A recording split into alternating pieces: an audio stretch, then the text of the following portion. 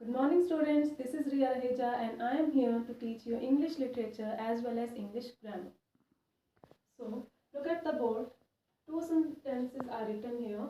First is I like painting, I like dancing. Okay.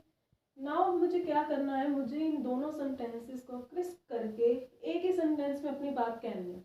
Okay, तो मैं कैसे कह सकती हूँ I like painting, I like painting. मैंने यहाँ पर एक ब्लैंक छोड़ा है और यहाँ लिख दिया है डांसिंग. अब मुझे यहाँ एक सेंटेंस बनाना है, दो से एक सेंटेंस बनाना है. I like painting and dancing. Okay, I like painting and dancing. अब आप देखो तो दोनों सेंटेंसेस में के मीनिंग में कोई डिफरेंस नहीं है, मीनिंग तो सेम जा रहा है. मुझे पेंटिंग भी पसंद है, मुझे डांसिंग पसंद है, और या मैं ऐसे कह सकती हूँ मुझे पेंटिंग और डांसिंग पसंद है. लेकिन मैंने क्या किया कि दो सेंटेंसेस को एक सेंटेंस में अपनी बात कहने के लिए मैंने एक वर्ड ऐड किया है. वो वर्ड क्या है? एंड. तो यहाँ एंड क्या काम कर रहा है? ज्वाइन करने का काम कर रहा है. So and is called as joining word. Clear? And is a joining word. ठीक है. तो ऐसे ही बहुत सारे joining words होते हैं जिनका हम यूज करते हैं अपनी सेंटेंस को एक तरह से शॉर्ट में बनाने के लिए और अपना मीनिंग भी क्लियर हो जाए. ठीक है. सो एक ऐसी टर्म जिसका हम यूज किया जाता है joining words के तौर पर from our English grammar syllabus. So, which is that term? This term is called as conjunction. Okay, the term is called as conjunction. यहाँ n आएगा. ठीक है, conjunction. So, conjunction are the joining words, or conjunction are the words that are used to join words, phrases and clauses. Okay, क्या क्या join करेगा ये? Words को join करेगा, phrases को join करेगा and clauses को भी join करेगा. किस लिए करेगा? To make a complete sentence. एक complete sentence बनाने के लिए हम कुछ joining words और we can say conjunction को use करेंगे ताकि हम अपनी बात भी अच्छे से कह सके और उसका मीनिंग भी क्लियर हो सके. ठीक है. So I am again repeating this term. Conjunction is or conjunctions are the joining words that are used to join words, phrases and clauses. Okay, words, phrases and clauses. ठीक है. अभी इस term को हम बाद में समझते हैं, पहले हम वर्ड्स पे फोकस कर रहे हैं. ठीक है, पहले हम किस पे फोकस कर रहे हैं? वर्ड्स पे. तो हमने कहा कि कंजंक्शन ऐसे जॉइनिंग वर्ड्स होंगे जो दो वर्ड्स को भी आपस में जोड़ देंगे. जैसे हमने फर्स्टली एग्जांपल लिया ही था कि आई लाइक टी एंड कॉफी. मैंने यहाँ दो वर्ड्स को जोड़ दिया है, टी और कॉफी को. किससे जोड़ दिया है? एंड से. और ये एंड क्या है? एक कंजंक्शन है. क्लियर? क्या है यहाँ पर? ये कंजंक्शन है. सो आज का हमारा टॉपिक भी क्या है? कंजंक्शन. ठीक है.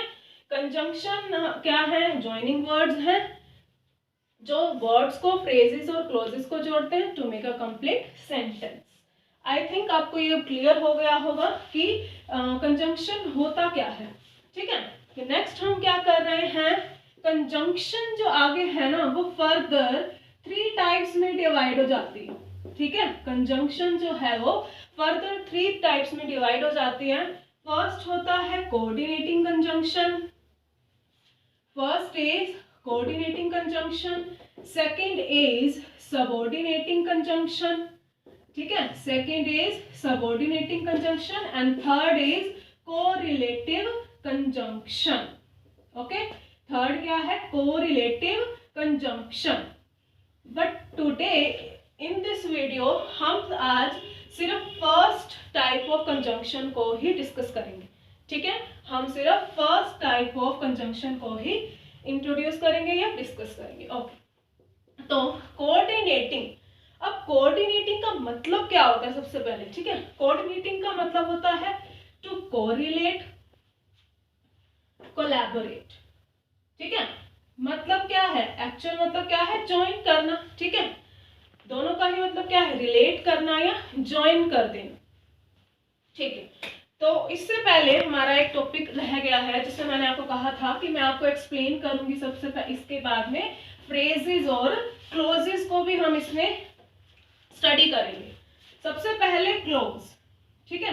क्लोज क्या है, close is a group of words, ठीक है। Close is a group of words which contain subject verb combination, ठीक है। क्या कंटेन करता है ये, सब्जेक्ट वर्ब कॉम्बिनेशन, ठीक है।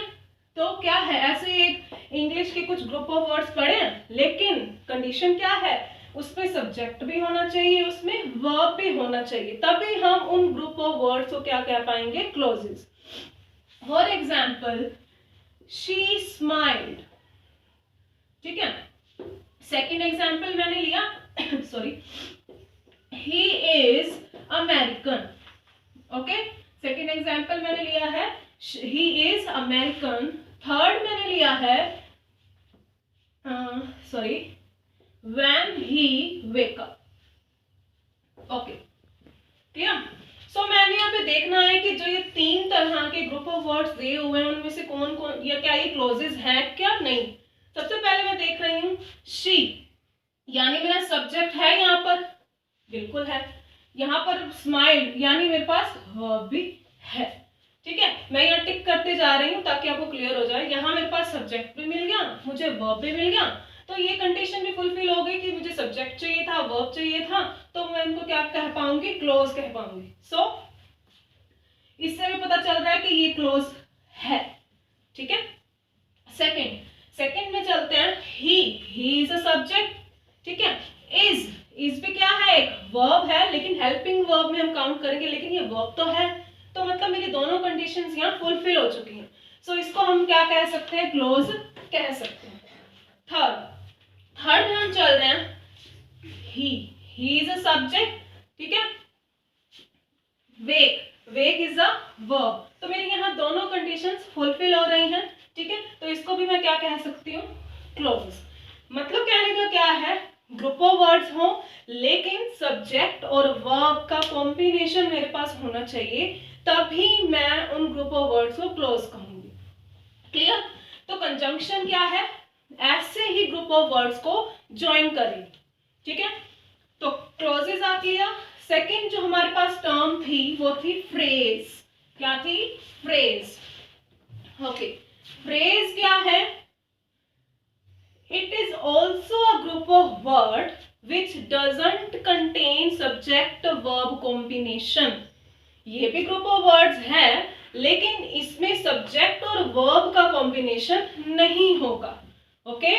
सब्जेक्ट और वर्ब को कॉम्बिनेशन इसमें बिल्कुल भी नहीं होगा, तभी हम इसको क्या कह पाएंगे, फ्रेज, अदरवाइज हम इसको क्लोज कह देंगे, ठीक है।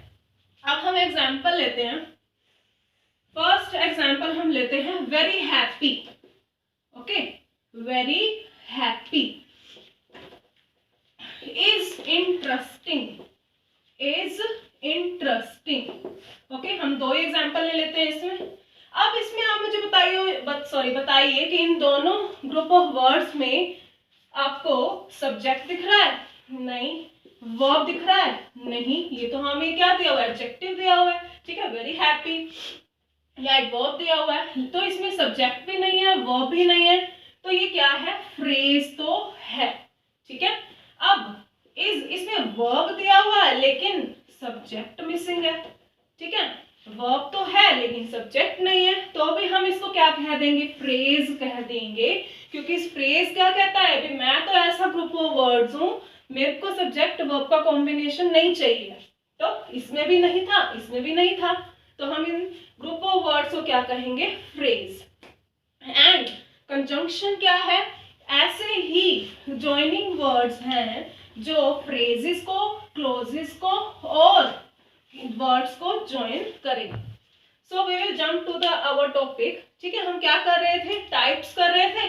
टाइप्स में मैंने आपको बताया था कि अभी हम क्या करेंगे, कोऑर्डिनेटिंग कंजंक्शन, जिसमें से हमने कोऑर्डिनेटिंग कंजंक्शन का मीनिंग सीखा।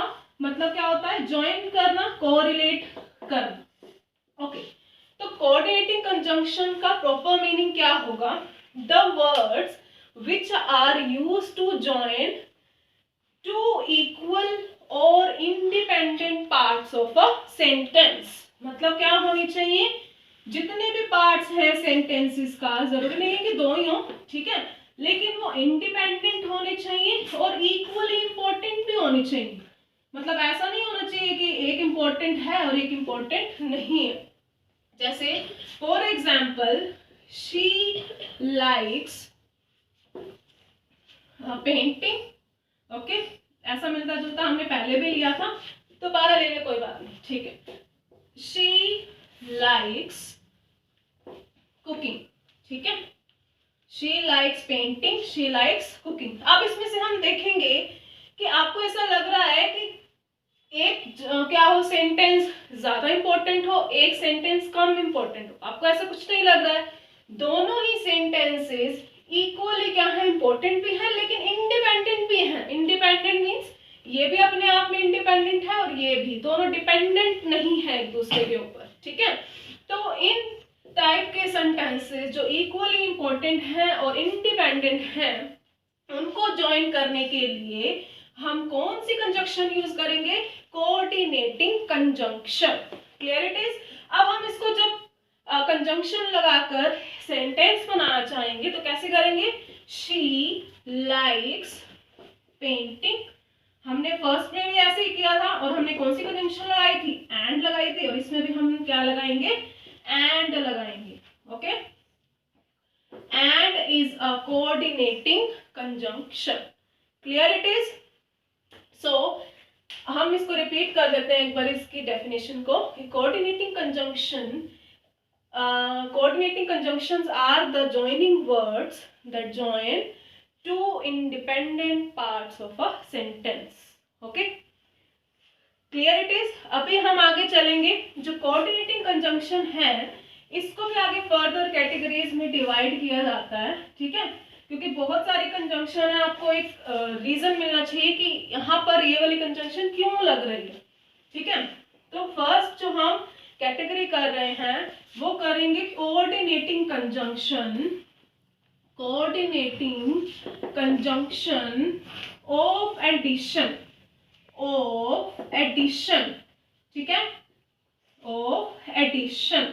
एडिशन का अपने आप में भी क्या मीनिंग है, ऐड करना, जोड़ना, और कंजंक्शन का भी मीनिंग क्या है, जोड़ना, ठीक है। तो ऐड करने के लिए या फिर ज्वाइन करने के लिए या एडिशन के लिए कौन सी ऐसी कोऑर्डिनेटिंग कंजंक्शन यूज होती हैं, वो हम इसमें पहले क्लियर करेंगे।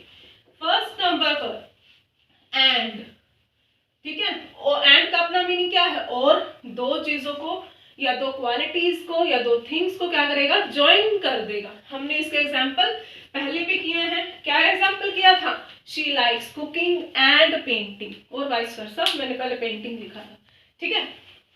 Next, as well as. As well as का मतलब क्या है कि ये भी और वो भी, ठीक है। मुझे चाय भी पसंद है, मुझे कॉफी भी पसंद है, I like tea as well as coffee, ठीक है, ये भी और वो भी, तो ये एज वेल एज हो गया, एंड हो गया। नेक्स्ट हम कर सकते हैं इसमें but also, sorry not only but also, not only but also. ये जो कंजंक्शन है, कुछ ऐसी कंजंक्शंस होती हैं जो पेयर में यूज होती हैं, यानी सेंटेंस में नॉट ओनली हो तो बट ऑल्सो भी हम यूज करेंगे। नॉट ओनली, ये ही तो नहीं बट वो भी, ठीक है, ये ही तो नहीं वो भी। ही not only is let us take an example now, not only but also, he not only wrote the book, he not only wrote the book but also but also published it. Okay क्या है कि उसने book ही नहीं लिखी, उसने publish भी किया. Okay not only but also these two are coordinating conjunction of addition. Okay now second category या कहें कि second type of coordinating conjunction of choice. मैं यहाँ पर short form में लिख रही हूँ, सॉरी हम कंपैरिजन पहले करेंगे. ओके कंपैरिजन मैं यहाँ शॉर्ट फॉर्म में लिख रही हूँ, ठीक है. कोऑर्डिनेटिंग कंजंक्शन ऑफ कंपैरिजन, इसमें हम क्या करेंगे, किसी भी दो थिंग्स में या दो क्वालिटीज में या दो चीजों में क्या करेंगे, कंपैरिजन, तुलना करेंगे. ठीक है. बट ठीक है, सबसे पहले लिया मैंने but. I want to attend the party. ठीक है, I want to attend the party, मुझे पार्टी अटेंड करनी है. बट आई एम टायर्ड, लेकिन मैं बहुत थकी हुई हूँ. ठीक है, जब बट मैं बहुत थकी हुई हूँ तो बट हमने क्या किया, इन दोनों सेंटेंसेस को ज्वाइन किया. सॉरी किससे किया, कोऑर्डिनेटिंग कंजंक्शन से किया, वो भी कौन से, बट से. ठीक है, क्लियर है. कंपैरिजन हुआ, उसके बाद नेक्स्ट हम कर रहे हैं स्टिल येट. ठीक है, सेकंड हमने क्या किया, स्टिल येट दोनों का सेम ही मीनिंग है. क्या मीनिंग है, फिर भी. क्या है मीनिंग, फिर भी, मतलब कि मैं बहुत थकी हुई हूँ पर फिर भी मैं पार्टी में जाऊंगी. ठीक है, तो हम यहाँ पर स्टिल भी यूज कर सकते हैं, येट भी यूज कर सकते हैं. ठीक है, एंड थर्ड जो आती है ना, नेवरदलेस. ठीक है, नेवरदलेस का भी मीनिंग क्या होता है, सेम होता है, फिर भी. ठीक है, तो स्टिल येट और नेवरदलेस तीनों का सेम मीनिंग होगा, दैट इज फिर भी. ओके स्टूडेंट्स, तो हमने आज क्या क्या किया, आज के लेक्चर में हमने कंजंक्शन को समझा, फिर हमने इसके टाइप्स को समझा. उसके टाइप में भी हमने सबसे फर्स्ट टाइप किया अच्छे से, दैट इज कोऑर्डिनेटिंग कंजंक्शन. उसके अंदर भी फर्दर हम कौन कौन सी कंजंक्शन करते हैं वो हमने किया. फर्स्ट किया coordinating conjunction of addition, second किया कोऑर्डिनेटिंग कंजंक्शन ऑफ कंपैरिजन. ठीक है, आई होप आपको ये टॉपिक बहुत अच्छे से क्लियर हुआ होगा. ठीक है, अगर कोई भी क्वेरी है तो आप मुझे कभी भी बता सकते हो. I will definitely sort out your problems. ठीक है, thank you so much for this video.